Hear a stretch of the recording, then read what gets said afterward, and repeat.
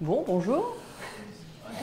C'est donc en fait un travail qui s'inscrit dans une recherche, mais une réflexion aussi, je dirais, philosophique, sociologique, ethnographique, enfin, qui regroupe finalement beaucoup de disciplines et qui se traduit donc en images. Une recherche donc à long terme. En fait, j'ai découvert la photo. J'avais 15 ans à Orléans, tout à l'heure on entendait le vidéo club de Bretagne, là c'était le photoclub d'Orléans.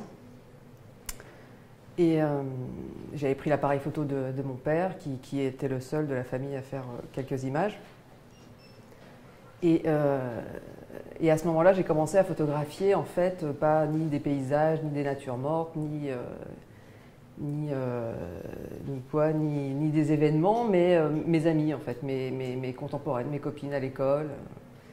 Et j'ai vite découvert qu'avec l'objet, l'outil photographique, il pouvait s'instaurer une relation différente à l'autre, comme un corps à corps, quelque chose de très fort. Donc c'est d'abord ça, cette découverte via l'outil, de pouvoir accéder à quelque chose de personnel avec l'autre, qui m'a attirée. Et je crois que finalement, j'ai continué à faire ça jusqu'à aujourd'hui, photographier les autres et en particulier les femmes. Voilà. Et puis le thème de la femme qui s'est rapidement imposé, parce qu'en fait, au cours de la deuxième année de cette école de photo à Boston, je suis partie à La Havane. Je suis partie pour les images d'un photographe qui s'appelle Alex Webb, photographe de Magnum, qui fait beaucoup de photos de rue, d'ambiance, de la ville, des gens, enfin du quotidien. Mais j'étais très attirée par ses lumières, par la couleur. Et je ne m'attendais pas du tout, en arrivant à La Havane, à voir autant de filles postées sur les bords de rue, le bord de mer qui s'appelle le Malecón, à la sortie des bars. Enfin, vraiment, c'était un choc visuel pour moi de voir ces filles-là, qui la plupart avaient mon âge et beaucoup moins. J'avais 22, 23 ans. Et qui attendaient donc de pouvoir rencontrer le client, le prince charmant. Et on les appelle donc les jineteras, là-bas. Et ces jineteras, elles couchent donc avec des étrangers, et elles passent souvent une semaine, 2 semaines, le temps des vacances avec l'étranger. Et l'argent qu'elles gagnent sert à faire vivre toute la famille. Les enfants, les frères, les mères, les parents, enfin elles ramènent l'argent aux parents, c'est vraiment quelque chose de... Et tout ça est très naturel, normal. Donc voilà, je suis rentrée, j'ai fait quelques photos comme ça, ce premier voyage, juste en me laissant prendre par ce que je voyais, enfin vraiment... Et quand je suis rentrée, il y a eu une photo qui m'a vraiment... touchée. C'était une image que j'ai pas gardée, mais c'était une image toute simple d'une jeune fille en body bleu qui regardait l'appareil photo, et finalement cette image qui était une image miroir, c'était un peu la jeune fille que j'avais été quand je me suis rendu compte de ça plusieurs années après. Mais c'est cette image qui a fait que j'ai tout arrêté et je suis repartie à La Havane, et là cette fois pendant 3 mois où j'ai vécu avec les filles dans le vieux quartier de La Havane, qui est détruit depuis, bien sûr. Et voilà, donc c'est les premières images que je vais vous montrer, parce que c'est vraiment le tout premier travail, et en même temps où vont se mettre en place les questionnements que par la suite auxquels je vais continuer à m'intéresser, mais qui sont le travail, le foyer, la famille, voilà. Le projet, quand je suis arrivée pour les photographier, j'avais pris du son, je leur posais aussi beaucoup de questions, je discutais beaucoup avec elles et je leur demandais ce qu'elles auraient à dire à des femmes françaises ou d'ailleurs. J'avais déjà en fait cette idée de relier j'imaginais une exposition en France où elle viendrait. Enfin bon, bon, ça s'est jamais fait, mais voilà. Elles habitent dans la famille ou elles ont un appartement Non, elles habitent à... Et donc quand elles ont un compagnon, c'est à l'hôtel? Ouais, elles vont à l'hôtel du compagnon. Alors, souvent, c'était des casa particulares. Parce que les filles étaient interdites dans les hôtels. Donc il fallait, ou alors donner un bakchich au type qui était à l'entrée, parce que si elles étaient prises par la police, parce qu'il y avait souvent là des camions de police aussi, des filles étaient emmenées, il y a eu des razzias, ils postaient des camions de police aux angles des rues, et les filles étaient emmenées à la campagne, lâchées dans la campagne pour les sortir, parce que Fidel Castro annonçait qu'il n'y avait pas de prostitution, que ça n'existait pas. Donc, même moi, je risquais pas mal. Là, c'était 97, ça. En plus, je venais des États-Unis. J'avais pas le droit, donc je passais par le Canada. Les Américains ne savaient pas que je venais. Enfin, tout ça, c'était excitant aussi en même temps. J'aimais bien ça, ce côté. Ensuite, je suis partie en Argentine pendant, pareil, non, un peu moins, un mois. Et alors là, donc, pas du tout la même chose. C'est un quartier de la gare routière qui s'appelle Constitution, qui est un quartier très, très dangereux maintenant. C'était juste avant 2001, avant qu'il y ait la faillite économique en Argentine. Je crois que l'année d'après, j'aurais jamais pu faire ce travail. Donc j'ai d'abord rencontré Gabriela qui travaillait et qui venait d'une autre ville dans laquelle vivait son fils, sa famille, et qui venait, elle, travailler à Buenos Aires. Et donc, qui vivait dans un hôtel qui s'appelle La Paz. Et cet hôtel, voilà, il y avait plusieurs prostituées. Donc je suis restée toujours, un peu comme à la Havane d'ailleurs, toujours dans ce carré de quartier. De l'hôtel, je sortais avec elle, je revenais dans l'hôtel. C'est comme à la vieille. J'aime bien l'idée de rester toujours à l'endroit, quoi, pour essayer de m'en imprégner le plus possible. Et donc là, c'est une chambre où elles vont avec les clients. Il y a des hôtels secrets, là, où on passe en voiture en dessous, on se gare, on monte et vous louez une chambre pour 1 heure, 2 heures. Enfin, tout est installé. Normalement, sur la petite table de nuit, il y a les préservatifs. La télé diffuse un film porno. Enfin. Après l'Argentine, je suis allée au Brésil. Alors, le Brésil,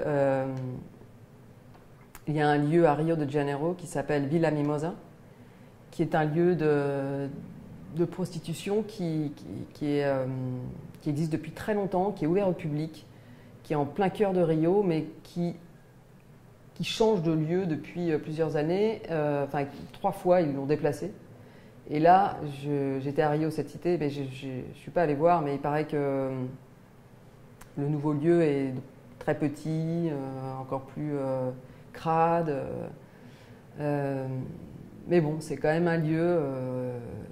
alors là, c'est comme un plateau en fait, enfin en tout cas dans au moment où j'y suis allée, c'était comme un plateau avec plusieurs bars qui sont alignés et au-dessus des chambres.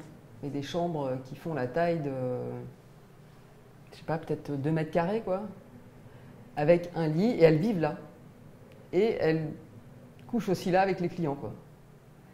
Donc la partie en bas, voilà, c'est pour attirer le client et ensuite elles montent. Voilà la chambre. Et c'est géré par des banques? Par des propriétaires de bars. Chaque propriétaire de bar emploie des filles. Donc là, j'avais rencontré, en fait, c'est une amie photographe brésilienne qui vit à Paris, qui m'avait dit « Tu devrais aller à Villa Mimosa ». Elle me raconte ce lieu. Et elle me dit « J'ai une amie, Soraya Simoes, qui travaille là-bas, qui fait sa thèse de sociologie. » Et elle m'a raconté ça, et je crois que je suis partie 3 semaines après. Et j'ai terminé l'épisode prostituée à Lyon. Alors là, c'était une commande pour Le Monde, magazine, Le Monde 2 à l'époque. Ouais, c'est un peu dur. Donc des femmes qui exerçaient surtout en fait dans des camions. Et celle que vous avez vue avant avait été tabassée une nuit. Donc là, j'aimais bien. Je crois que ce qui m'a attirée, c'est aussi l'histoire du modèle, quoi, la position du modèle et de pouvoir être là, moi, seule photographe, entourée d'artistes.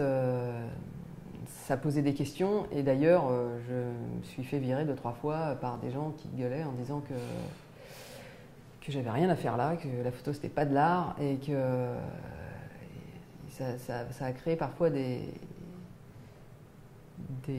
débats, quoi. Notamment. C'était des ateliers privés d'artistes? Alors là, privé, donc là j'ai pas eu de problème, c'était chez quelqu'un. Mais par exemple, là on est à la Grande Chaumière à Paris. Il y a des personnes qui viennent, tout un tas de personnes qui sont devant pour qui viennent nous pratiquer, qui payent en fait l'heure de cours, quoi. Et ils n'ont pas du tout envie d'entendre un appareil photo ni de voir une photographe parce que donc ça peut. Oui, j'avais découvert un livre qui était écrit par une étudiante en philo qui s'appelle Poser me va si bien aux éditions POL et elle racontait justement tout ce à quoi elle pensait pendant la pause. Tout ce qu'elle pouvait. Et elle disait voilà, poser est une générosité, c'est s'offrir. Dans la nudité, on est soi-même. Il n'y a pas beaucoup d'occasions comme celle-là dans notre société. Et elle parlait aussi des détails sur le décor, les petits rideaux.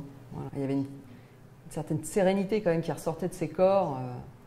Voilà. Donc là, c'est un peu la dernière fois que je travaille en argentique. C'est 2003, 2004.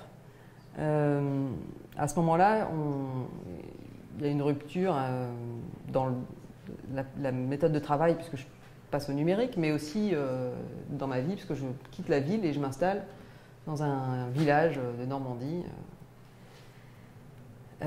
dans l'Orne, à 1h30 de Paris, et où tout d'un coup, il n'y a plus rien, ni plus personne, quoi. Le grand vide. Pas toujours facile au début. Et j'avais le choix entre mourir tout de suite ou trouver quelque chose tout de suite pour continuer à vivre. Et en fait, j'avais donc déjà mon fils et j'écoutais beaucoup les mamans parler à la sortie de l'école et ça parlait que d'une chose, c'était du travail. Qu'est-ce que tu as trouvé? Ben moi rien, ben moi je suis à l'usine machin, et toi, ben là il y a le supermarché qui va ouvrir, j'ai pris un... Et c'est comme ça en fait que j'ai commencé vraiment à mettre en place une recherche plus soutenue et plus construite sur cette question du travail. J'ai saisi l'occasion de l'ouverture de ce supermarché Leclerc. Je suis allée voir le directeur et je lui ai demandé si je pouvais m'installer, s'il me prêterait un petit bureau. Je pouvais installer mon ordi et photographier ces femmes caissières. Et il m'a dit, il n'y a aucun problème. Donc j'ai commencé au supermarché à Margon, à côté de Nogent-le-Rotrou. Donc voilà, on était en 2005. Et là, je venais une fois par semaine en fait. Une fois ou 2 fois par semaine, photographier. Voilà. Je partais de la caisse et je les suivais. Donc là, j'étais assez stupéfaite d'entendre en fait les filles qui étaient vraiment heureuses quoi, d'avoir trouvé ce travail. Parce qu'elles avaient très très peur, elles avaient même quasiment toutes abandonné leurs études. Parce que pour elles, il n'y avait plus d'avenir, quoi. Plus rien, donc plus aucun espoir, même avec des études, de faire quoi que ce soit dans la vie. Donc trouver un poste de caissière, c'était déjà... Donc là, c'est la salle de pause. Et oui, en fait, voilà, j'avais commencé par les photographier, comme ça, tout simplement, devant la porte bleue dans le bureau du directeur, je crois. Elle a senti quelque chose de la photographie parce que là, tu es venue avec autorisation du directeur. Elle le ressentait comme quelque chose d'une commande de la direction? Ah non, pas du tout, non. Non, parce qu'elle savait que c'était mon projet. Et puis, comme elle me voyait venir tout le temps... Après avoir demandé au directeur, vous êtes quand même... Ah oui, bah oui. Oui, mais bon, la porte d'entrée, c'était lui, quoi. Bah oui, parce qu'elles sont obligées de signer des autorisations après. Voilà, donc après les caissières, je voulais continuer sur ce monde du travail. Donc à la campagne, les autres possibilités, c'était l'usine, quoi, l'industrie. Et là, j'ai monté un dossier à la DRAC, j'avais appelé Gestuelle. Oui, c'est ça. Et je prévoyais donc de photographier, de m'intéresser vraiment aux gestes, aux postures, à la répétition, toujours un travail sur le corps, sur la façon dont on reproduit ces gestes, dont on se positionne et tout. Et je suis allée voir plusieurs usines et il y a un monsieur qui m'a laissé entrer dans la sienne, une usine d'emballage en fait, à l'Aigle. Donc à une demi-heure, trois quarts d'heure des caissières de nos gens, mais dans vraiment le cœur de l'Orne, donc un endroit un peu sinistré quand même. Donc pareil, ils ne sont pas dans l'Orne, mais bon. Donc là, c'était Régine qui transmettait son savoir-faire à une jeune ouvrière qui commençait parce qu'elle partait à la retraite. Et cette femme avait raconté que ça faisait 40 ans qu'elle travaillait dans cette pièce où il n'y a pas une fenêtre sur l'extérieur. Donc son plaisir dans la vie, c'était son jardin, quoi. Passer sa... Donc voilà, donc je suis allée dans cette usine pendant une année. Alors ça, c'est en fait une photo de Sabrina, qui était une jeune en CDD, déterminée. Oui, c'est ça, je porte son temps. À durée déterminée. Oui, à durée déterminée. Et donc elle n'est pas restée. Mais je dirais que cette photo est assez importante dans mon travail. Elle m'a... dans sa relation déjà avec l'icône, avec la relation à la peinture. Mais par contre, là, j'avais très envie, après ce travail, de faire une exposition vraiment à côté de l'usine pour que tout le monde puisse venir et voir la restitution, quoi, qu'il y ait vraiment une... Et donc j'avais fait des tirages en 80-120 dans un centre culturel qui m'avait prêté dans la ville, mais où tout le monde a pu venir. Et ça a été un moment assez extraordinaire. Donc la Jojo en question était en larmes, de se voir, elles n'imaginaient pas ça, quoi. Et ils sont venus avec leur famille? Ouais. Et 7 frères et sœurs, 7 sœurs de Jojo. Là. Et là, pour s'imaginer, il y a du bruit, il y a des machines qui font du bruit. Alors en fait, il y a 2 énormes ateliers. Voilà. Donc cette partie-là, il y a énormément de bruit, mais ce sont des très vieilles machines. Et j'aurais aimé faire du son aussi. Mais bon, sur celle-là. Ah, c'est un autre. Ouais, mais je ne sais pas faire les deux. Mais j'avais fait venir quelqu'un qui était une preneuse de son, qui avait commencé. Et comme il y a des très très vieilles machines, il y avait des bruits. Elle avait pris, c'était sublime, quoi. Mais bon, elle n'est pas revenue. Il aurait fallu trouver un financement, il aurait fallu faire. Voilà, c'était compliqué. Et l'autre machine où on a vu Sabrina tout à l'heure, l'autre atelier, voilà. Ici, c'est plus le collage. Donc là, lumière zénitale, plus au calme, au sec, enfin, voilà, ici, rien à voir. Donc il a acheté cette photo, en fait, et il l'a installée sur le mur rouge. Ah, c'est pas mal. Oui. Pourquoi passer au numérique? Pourquoi je suis passée au numérique? Parce qu'il le fallait. Non, parce que, d'abord, le fait d'aller vivre à la campagne, je ne pouvais plus aller au labo, amener mes films. Ça m'aurait coûté, enfin, économiquement, c'était pas viable pour moi. Et puis 2, mon mari qui est photographe, il est passé en numérique et il m'a beaucoup motivée. Je n'étais pas du tout convaincue, non. Mais c'est vrai que ça m'a donné une liberté. Il y a beaucoup de choses que j'aurais pas fait sans doute. J'aurais pas pu, économiquement, j'aurais pas pu, quoi. Là, ça me permettait de commencer des projets,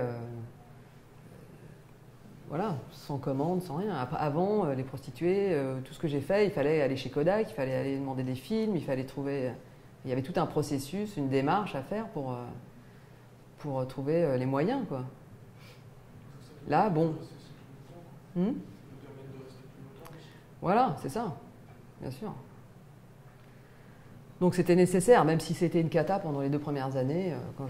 Et d'ailleurs, les images de caissière, je les ai jamais vraiment... c'est trop nouveau, quoi. Donc je ne maîtrise pas encore. Ça m'a pris 2 ans, je crois, pour retrouver vraiment un confort, quoi. Donc j'ai commencé à photographier Aline, une jeune paysanne qui fait du lait, toujours dans le même secteur de l'Aigle, en fait, là où il y avait l'usine, le pays d'Ouche. Et comment tu l'as rencontrée, cette... Alors pareil, j'ai fait la méthode Avdon, je suis allée avec ma voiture et j'ai été frappée aux portes des fermes, j'ai demandé. J'ai eu quelques contacts au départ par quelqu'un, par le pays du père, quelqu'un qui travaillait à l'Aigle, et de fil en aiguille, je discutais avec les gens, et puis on m'a dit tiens, je connais une jeune femme, Aline, avec son mari qui vient de s'installer, elles ont 2 petites filles. Mais elle n'était pas héritière d'une famille qui était paysanne, qui s'est installée. Tous les deux sont héritiers d'une famille, ils sont tous les deux vraiment du milieu, ouais. Mais ils ont monté leur petite structure à eux. Alors Aline, là, elle doit avoir 32, donc ouais, elle avait 28, quoi. 28, là. Ouais, super jeune. Elle vient juste d'avoir son 3e enfant. Et elle continue à faire... Parce que son mari s'est cassé le fémur. Donc elle fait tout. Je suis passée la voir la semaine dernière.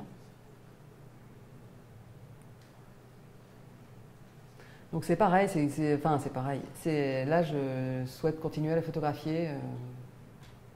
Ouais.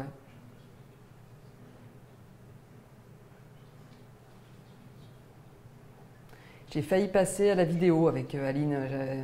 Il y a des choses que j'arrive pas à voir en photo. Je trouve que c'est compliqué. C'est compliqué d'avoir des nouvelles images, de faire sur ce thème. Et puis c'est parfois très intéressant ce qui se passe dans le mouvement, dans l'échange. Mais bon, pour l'instant, voilà. C'est marrant parce qu'on n'a pas du tout l'impression qu'elle travaille. Ouais. C'est toujours un air un peu... Mais alors le problème, c'est qu'Aline, elle parle beaucoup, quoi. Comment? Elle parle beaucoup. Donc Elle est passionnée par plein de trucs, donc c'est compliqué de la photographier, de parler, de la voir. Là, tu l'as fait poser ou... Non, je la fais jamais poser. Mais bon, elle se sent photographiée, quoi. Ouais, parce qu'on n'a pas l'impression qu'elle est toujours en une pose. Ouais. Un peu, Ça, c'est aussi la phrase de... ouverte à la photo. C'est aussi la phrase de Barthes. Quand je me sens photographiée, je me transforme en image. Alors là, Malmaison, c'est un projet avec un collectif, La Forge, que j'ai fait en 2008 sur un centre d'hébergement Emmaüs à Paris, dans le 13e. Donc ce collectif regroupe un auteur, une plasticienne, La Forge, et un photographe qui est Éric Lariadieu, mon mari. Et en fait, ce projet, il souhaitait que je le fasse moi. C'était sur des femmes donc hébergées, sans travail, sans domicile. Et j'ai dit oui, parce qu'effectivement, c'était oui, j'avais jamais travaillé en foyer. C'était très difficile parce qu'il y a un lieu très vétuste. Les femmes n'avaient absolument pas envie d'être montrées, ni dans les chambres, ni dans l'enceinte du bâtiment. Donc j'y suis allée 7-8 fois, et les 6 premières fois, j'ai quasiment pas pu faire de photos, ni de portraits, parce que... Et puis un jour, je suis entrée dans le salon de télé et j'ai vu au fond de la pièce un mur gris tout simple avec une fenêtre, et j'ai commencé à en photographier une, et puis elles ont trouvé ça chouette et elles sont toutes venues, quoi. Donc là, c'est la directrice du centre, en fait. Donc j'ai souhaité, au final, mélanger les différentes personnes qui étaient dans le centre, aussi bien les résidentes que la cuisinière, que la directrice. Mais souvent, c'est des anciens. Non, Non, pas forcément. non.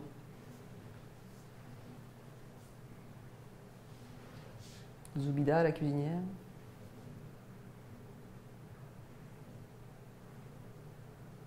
Là, c'était une Américaine qui a débarqué un soir avec un pied cassé. Et une histoire incroyable. Elle a fait un livre de sa vie d'ailleurs, dans lequel elle raconte notre rencontre. Et, parce qu'évidemment, elle est arrivée, personne ne parlait anglais là-dedans. Donc c'est moi qui l'ai réceptionnée, qui l'ai aidée à faire son lit. Elle devait repartir aux États-Unis et il y a eu une grève de la compagnie. Et elle s'est retrouvée, alors je ne sais pas si c'est complètement mytho ou si c'est complètement réel ou quoi, mais elle n'a pas pu rentrer. Et elle s'est retrouvée à la rue, en France, pendant 2 mois, à vivre sous les ponts, etc. C'est comme ce film, c'est le mec qui reste coincé. C'est parce que son pilier est en guerre, elle peut partir. Alors là, elle venait, tu sais, il y avait la célèbre tempête, la fameuse tempête là dans... Katrina. Voilà. Donc elle avait tout perdu, elle avait décidé, elle, de venir en Europe pour s'en sortir. Et c'était un peu le process inverse, quoi. Et sauf que elle n'avait pas prévu, enfin elle avait quand même son billet retour, elle avait prévu de rentrer, mais qu'elle n'a pas pu rentrer. Donc voilà, Anne Victoria Webb.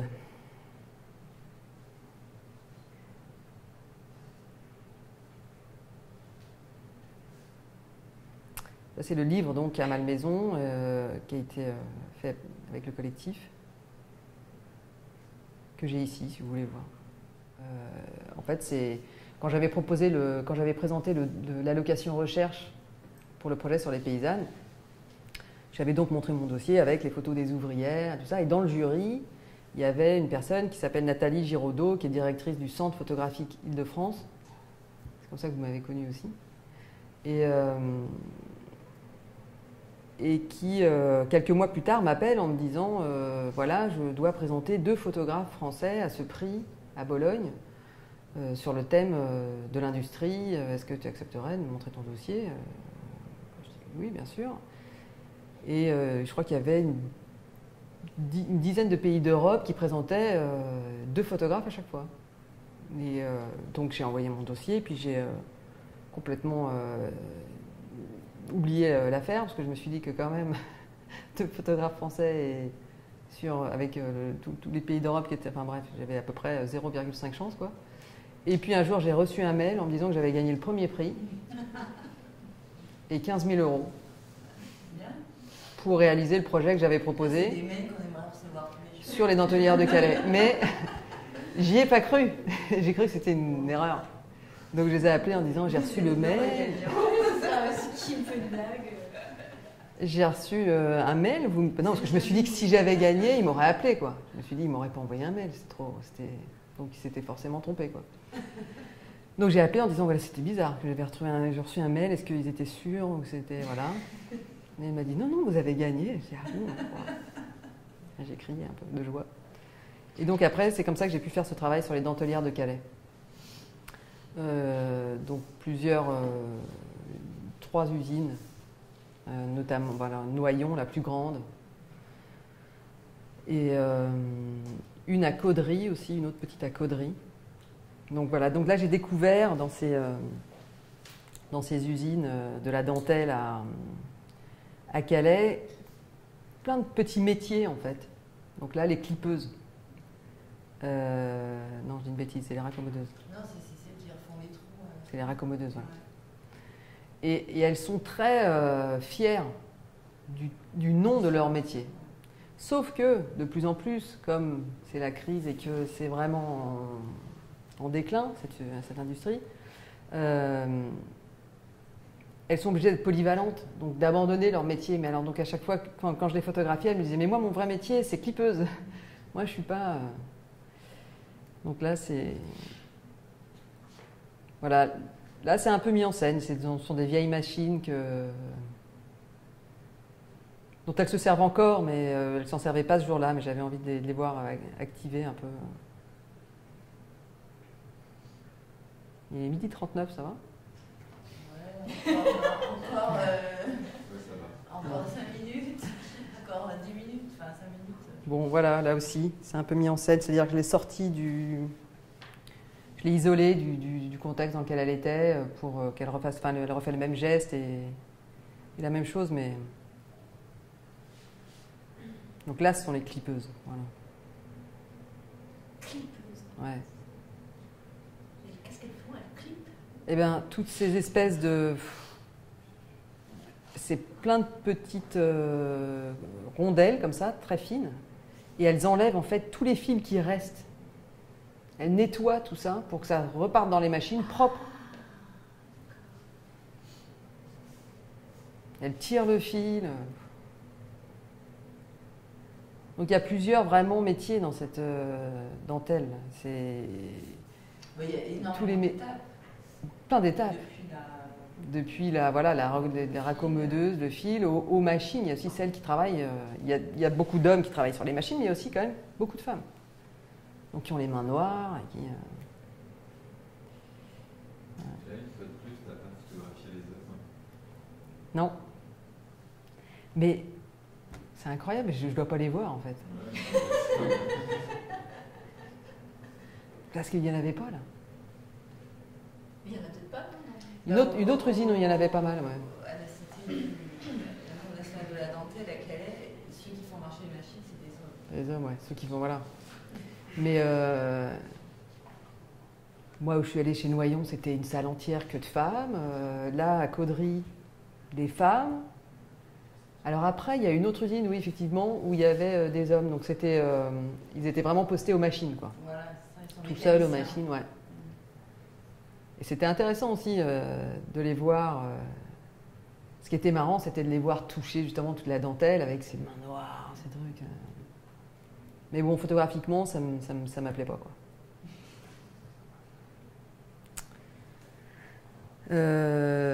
Mirabilia à Toulouse. Alors là, c'est une résidence du Château d'Eau, la galerie du Château d'Eau à Toulouse, pour venir travailler dans un quartier de Toulouse, le Mirail. Donc, c'était la 3e année qu'ils faisaient cette résidence, et les 2 premières années, c'était des hommes qui étaient venus en résidence, des photographes. Et là, ils voulaient une femme pour travailler sur les femmes. Voilà. Et donc, il m'appelle Jean-Marc Lacabe, que j'avais connu, que je connaissais déjà, pour me dire, ça te dirait de travailler sur les femmes, là, faire un truc dans le quartier au Murail. J'ai dit OK, sans savoir ce que j'allais pouvoir y faire. C'était compliqué aussi, évidemment, dans la rue, pas possible en tout cas, de photographier. Ou alors ça aurait été à la volée, enfin ça ne m'intéressait pas. Et beaucoup de refus. Beaucoup de refus des belles-mères ou de la famille.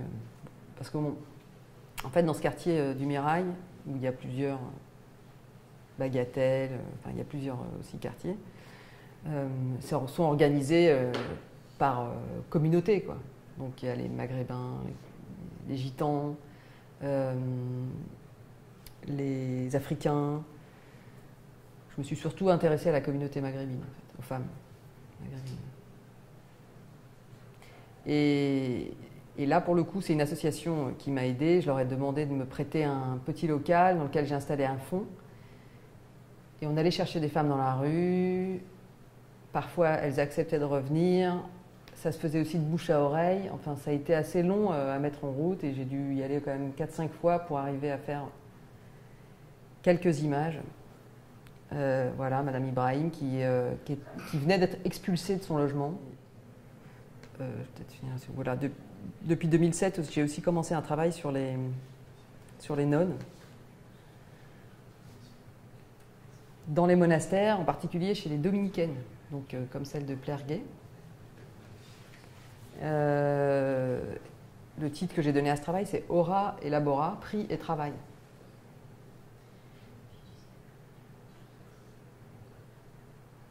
Donc là, comment tu es rentrée? Alors là, par contre, grâce aux commandes. Je travaille pour un magazine qui s'appelle Panorama, de Bayard Presse, un magazine catho, et qui m'a envoyé pour la première fois à Chalais, dans un monastère. Et ça a été aussi une vraie découverte pour moi. Cet univers clos. Parce qu'elles vivent recluses. Ah oui, Et donc, ce sont des contemplatives. Mais elles n'ont pas le droit de parler. Si, elles sont très joyeuses même. C'est quoi les Elles parlent quand même. Alors, contrairement aux apostoliques contemplatives, elles vivent dans un monde clos, mais elles sont pas actives, quoi. Parce que tu as des sœurs qui vivent dans des communautés, mais qui sortent et qui vont voir dans les écoles, prêcher, enfin tu vois. Non, elles restent dans leur univers, elles chantent, elles louent le Seigneur, voilà, et elles sont... Par contre, elles accueillent. Elles ont un... C'est le monde extérieur qui peut. Voilà, elles accueillent le monde extérieur qui veut venir en retraite, mais elles entretiennent la spiritualité vraiment sur le lieu où elles vivent, quoi. Elles sortent pas. Et elles font quoi comme activité? Alors, ça dépend. Des biscuits, Du jardinage. du jardinage, mais quand même, la plupart, elles vivent de l'accueil. Il y a un jardin aussi, j'imagine, un potager. Ça dépend des monastères. À Dax, Là, c'est la reliure. là, elle fait de la reliure. Elles ont tout un poste de travail. Là, c'est le bois. Et elles prennent comment leur métier? Comme ça Au sein de la communauté, hein. Mais il y a un renouvellement, il y a des jeunes. Oui, il y a des jeunes. Il n'y en a pas tant que ça, mais il y en a quand même. À Perguet, il y a une fille qui vient de rentrer, Camille. Je ne sais pas si je peux le dire, mais elle est rentrée parce qu'elle a vu une de mes photos dans Panorama. Donc elle vient d'une famille catholique déjà qui a ce... Voilà. Elle sortait de Sciences Po. Ses parents étaient abonnés au magazine Panorama et quand elle a vu l'image que j'avais faite des sœurs ensemble et cette joie justement qui se dégageait de la communauté, elle s'est dit c'est dans cette communauté que je veux aller. Mais on a commencé une correspondance avec Camille aussi. Elle m'expliquait pourquoi justement. Donc j'ai fait un livre en fait pour ces sœurs. Donc ces deux images sont extraites du livre qui est sorti en juin, enfin un catalogue du livre et qu'elles vendent donc au monastère parce qu'elles n'avaient pas de photos. Elles avaient vraiment envie d'avoir Une vitrine. ouais, une identité visuelle quoi. Et elles voulaient faire un livre d'images avec très peu de texte, juste des phrases. Et donc elles m'ont demandé après être... Et ce qui est drôle, c'est que en fait, je les avais contactées 4 ans auparavant pour leur demander... Parce que suite au premier reportage que j'avais fait pour le magazine, j'ai continué sans commande, enfin moi-même, de mon propre gré, quoi, je veux dire, dans 2 autres monastères. Et je les avais contactées. Et là, elles m'avaient dit non, c'était pas possible. Et puis 4 ou 5 années plus tard, le magazine me commandite un reportage. Donc et elles se rappelaient de moi, quoi. C'était drôle. Et donc elle m'avait expliqué qu'à ce moment-là, elles avaient refusé parce que c'était pas le moment. Il y a toujours des moments de tension comme ça dans les monastères. Il se passe aussi beaucoup de choses. Mais là, elles étaient prêtes, et tellement prêtes qu'elles m'ont même demandé de faire un livre. Donc, les dernières images que j'ai faites au Brésil sur les employés domestiques. Voilà. Donc là, c'était une invitation de l'Alliance française de Rio, suite à un prix que j'ai eu en 2011 par le prix Web, un prix franco-brésilien. Et l'Alliance française m'a proposé de venir faire une résidence et travailler continuer sur la question des femmes. Et ça faisait longtemps que je voulais m'intéresser à cette question du rapport domestique, du travail. Donc voilà. Donc là, c'est une empregada qui s'occupe d'une personne âgée qui vit en fait là, sous le lit. Il y a son matelas. Elle dort à côté, elle est tout le temps avec elle. Donc ça, c'est une femme, Dona Olinda, une employée domestique depuis 50 ans dans le quartier de Santa Teresa à Rio, qui fait les courses pour son employeur. Voilà, Elles ont un statut? Alors, au moment où on a fait l'expo, une loi est sortie pour enfin reconnaître leurs droits. Donc l'expo tombait bien. Et ça y est, il y a un syndicat, elles sont... parce qu'en fait, on pouvait à n'importe quelle heure sonner la cloche et puis à 1h du matin, tu peux... Non. Mais bon, c'est ce que j'expliquais à qui? Bah non, dans le train, un monsieur là, qui... Parce qu'en fait, tout le rapport, c'est très intéressant pour ça le Brésil, mais tout s'est construit sur ce rapport maître-esclave. Et c'est tellement naturel qu'on en a oublié, voilà, le droit, quoi. Et il y a beaucoup de femmes. Essentiellement des femmes. Il y a des employés Non. de maison, hommes. Non. J'en ai pas connu, quoi. Non. C'est une jeune balayeuse de rue aussi. Et voilà. Une employée le matin qui descendait le chien de l'employeur, qui est un peu plus loin, qu'on voit pas. Voilà, je suis retournée aussi, enfin, aller dans une favela qui est juste au-dessus du lieu où tout le monde va se baigner, enfin, qui est vraiment la favela Cantagalo. Et parce que je voulais quand même voir le foyer, quoi, comment elle... Même si elle n'est pas employée domestique, mais la plupart des femmes qui le sont viennent de favelas. En revanche, elles viennent de favelas qui sont très très loin, quoi. Les femmes voilà, 3 heures de car matin, 3 heures de car soir. Bon, bah, Dona Olinda, en fait, les employeurs chez qui elle travaillait sont morts, ils lui ont légué une petite maison. Donc elle vit maintenant à Santa Teresa, dans la petite maison qu'on lui a léguée, mais elle vit là. Elle fait pareil, 4 heures de car le matin, 4 heures de car quand il pleut, sinon c'est 3. Ils arrivent à se payer. Le bus, c'est remboursé par l'employeur. Voilà. Mais donc si leur lègue une maison, si c'est bien un petit rapport, fait partie de la famille aussi, quoi. Voilà, c'est ça, c'est une construction complètement... Enfin, c'est très particulier, quoi. C'est-à-dire que même elles font partie de la famille ou elles s'occupent des enfants. Il y a même eu des histoires plus compliquées que ça. Mais d'ailleurs, quand j'étais là-bas, je suis allée voir un film. C'était une école qui avait fait. Chaque étudiant photographiait son emplegada chez elle, et la promiscuité, elle est dingue. Enfin, l'échange, il est. Donc, mais tout ça a fait que le droit et les questions d'encadrement du travail, tout ça, ont été. Et bien simplement cette année-là d'être. C'est incroyable.